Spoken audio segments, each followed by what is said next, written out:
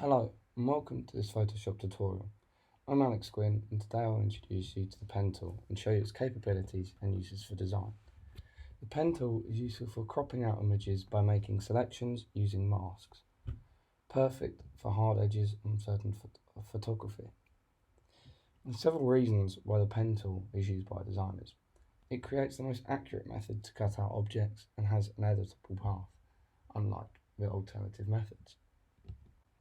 To begin, I will demonstrate to you how to access the pen tool, the basics of the pen tool, and just briefly talk about some of the terminology. If you prefer to use the toolbar, you can navigate down to here to the pen tool.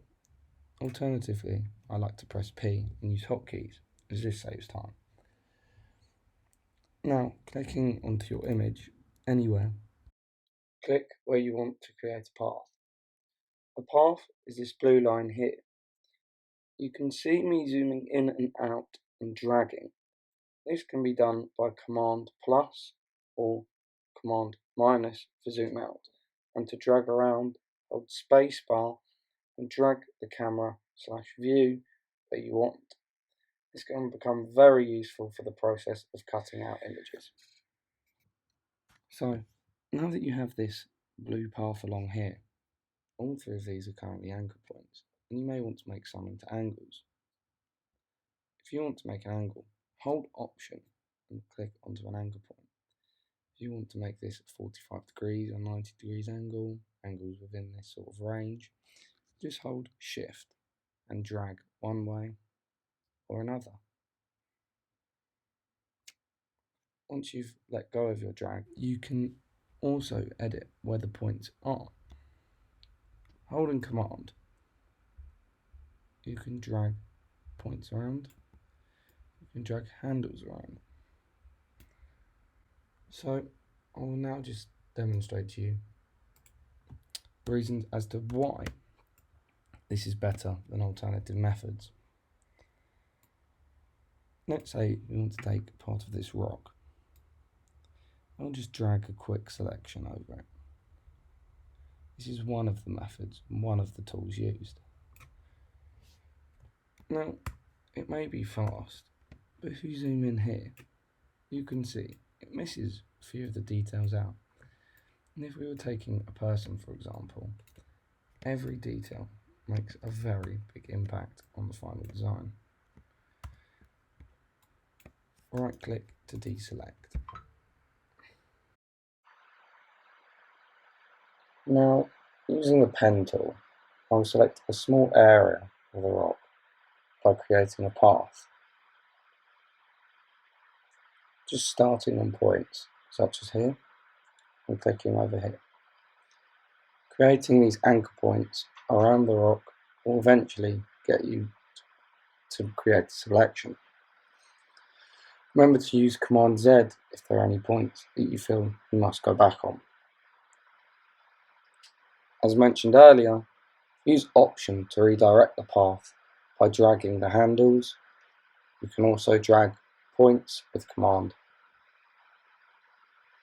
I will just briefly finish off this path for the sake of demonstration. Coming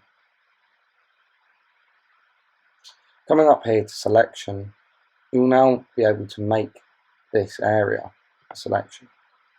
I will demonstrate to you later how you can make this into cutting out or cropping for uses of other purposes. Here I will show you just how it may be used for design. Often with the pen tool you want to start creating points where the one angle will stop and one angle will start. One curve will end, one curve will start, alternatively. So as you can see here with this image that I've sourced, the neck is a clear point of where one ends and one starts. I will now just show you, just briefly, why the pen tool is so useful.